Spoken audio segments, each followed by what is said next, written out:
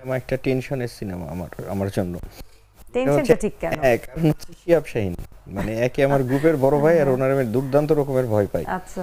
শিহাব শাহীন এমন একজন পরিচালক, আমাদের অ্যাক্টরসদের কিছু কিছু কিন্তু ফাঁকি থাকে, যেটা হচ্ছে আমরা বুঝি, আর খুব দক্ষ পরিচালক যারা তারা বুঝতে পারেন যে ফাঁকিটা কোন জায়গায় দিয়েছে। তো ওনার ওনার উনি যখন মনিটরে থাকেন, ওনাকে ফাঁকি দেওয়ার কোনো অপশন থাকে না। সো প্রতিটি সময়ের জন্য মানে মানে প্রিপেয়ার থাকতে হয় একজন অভিনেতাকে। আর এই জার্নিটা আমার প্রায় 50 দিনের জার্নি। আমি শুটিং করেছি 14 দিন, কিন্তু যেহেতু দুটো গেট আপে আমাকে দেখা গেছে, ভিন্ন গেট আপে, সেক্ষেত্রে এই যে চেঞ্জেস, এই চেঞ্জেসটা সর্বশেষ চেঞ্জেস ছিল চুলগুলো প্রায় প্রায় ছোট এতটুকু। তো একদম ঈদের আগ পর্যন্ত মানে এই চেঞ্জেসটা করতে হয়েছে। সো আমি প্রায় 50 দিন আমি শুটিং করিনি, সবকিছু মিলিয়ে আর কি। আশানুরূপ ফলটা কি পেয়েছেন? 50 দিন কাজ থেকে দূরে থাকা, কিন্তু কাজের মধ্যেই থাকা কোনো না কোনো ভাবে। হ্যাঁ, ওটাকে নিয়ে থাকা, যেটা তো আমাদের দেশে অভ্যস্ত না, আমরা শিল্পীরা অভ্যস্ত না। কারণ হচ্ছে এখন মনে হচ্ছে এই প্র্যাকটিসটা আস্তে আস্তে শুরু হচ্ছে, যে ক্যারেক্টারে ঢোকা, আমরা যেটাকে না, বলি ক্যারেক্টারে ঢোকা আর ক্যারেক্টারে দীর্ঘদিন লালন করে দেওয়ার জন্য যে স্পেসটা দেওয়া, বাজেট একটা ফ্যাক্টর। 50 দিনের তো আর আমি রেমুনারেশন পাইনি, আমাকে করতে হয়েছে আমার তাগিদে। কিন্তু এটা একটা অস্বাভাবিক ঘটনা আমাদের দেশের জন্য। দেখুন, সাবকন্টিনেন্টে ইন্ডিয়া বলুন, যে কোনো জায়গায় বলুন, একটা আর্টিস্টকে যখন একটা প্রজেক্টের জন্য লক করা হয় মিনিমাম 3 মাস কিংবা 6 মাস, হলিউডে গেলে তো কোনো কথাই নেই। এই 3 মাস 6 মাস ওই আর্টিস্টটা ওইটা নিয়ে, ওই প্রজেক্টটা নিয়ে চিন্তা ভাবনার মধ্যে থাকে, কিন্তু 3টা মাস 6টা মাসের জন্য তাকে মানে উপযুক্ত তার সম্মানী সব কিছুই নিশ্চিত করা হয়। আমাদের এখানে ওই সিচুয়েশনটা আসেনি। হোপফুলি একদিন হয়তো আসবে ওই সিচুয়েশনের জন্য। নিশ্চয়ই। জঙ্গলি নিয়ে এবার একটু যদি শুনি।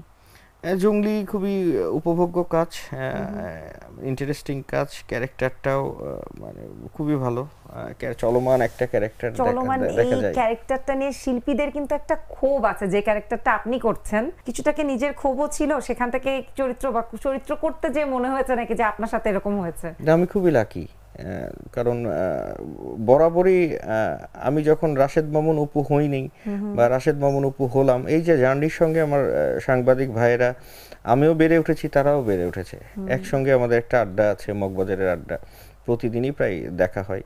তো এই ক্ষেত্রে হলুদ সাংবাদিকতার শিকার আমি এখনো হইনি, সবকিছু মিলিয়ে। না, নির্বাচন করতে যে হয়েছি কিছু ক্ষেত্রে, সেটাকে আমি বিচ্ছিন্ন ঘটনাই বলবো। তখন বুঝতে পেরেছি কষ্টটা আসলে কোন জায়গায় আর কি। যাই হোক, এটা তো একটা চলমান প্রক্রিয়া, দেখাই যায় কিভাবে কিভাবে হয়, একটা নিউজকে কিভাবে মানে চেঞ্জেস করা হয়, সব কিছু মিলে কিভাবে সাফারটা করে ভিকটিম। এই যে নিউজটা আমরা পাচ্ছি বা যে নিউজের আমরা জেনে সরাসরি সত্যতা কতটুকু আর কি, আমরা জাজমেন্ট দিয়ে দিই, সাথে সাথেই জাজমেন্ট দিয়ে দিই আমরা। আবার 10 দিন পর যখন জানা যায় যে পুরোটাই ছিল মিথ্যা বা আংশিক সত্য, মানে আংশিক মিথ্যা আংশিক সত্য, ততক্ষণে কিন্তু ভিকটিমের যা ক্ষতি হওয়ার হয়ে গেছে। ওই যে নিউজটা যখন হয় যে না, উনি ওটার সঙ্গে জড়িত না বা উনির সাথে উমুক, তাতে কিন্তু ভিকটিমের কিছু যায় আসে না। সামাজিক ক্ষতি, অর্থনৈতিক ক্ষতি, পারিবারিক ক্ষতি, সব ক্ষতিটা কিন্তু হয়ে যায়। তো সেই জায়গা থেকে তো এটা দেখা ক্যারেক্টার, সেই ক্যারেক্টারের টাই আমি প্লে করেছি জঙ্গলিতে। তারপর দিন শেষে তো মানুষ, যে কোনো পেশাতে কিছু পজিটিভ নেগেটিভ তো থাকবেই।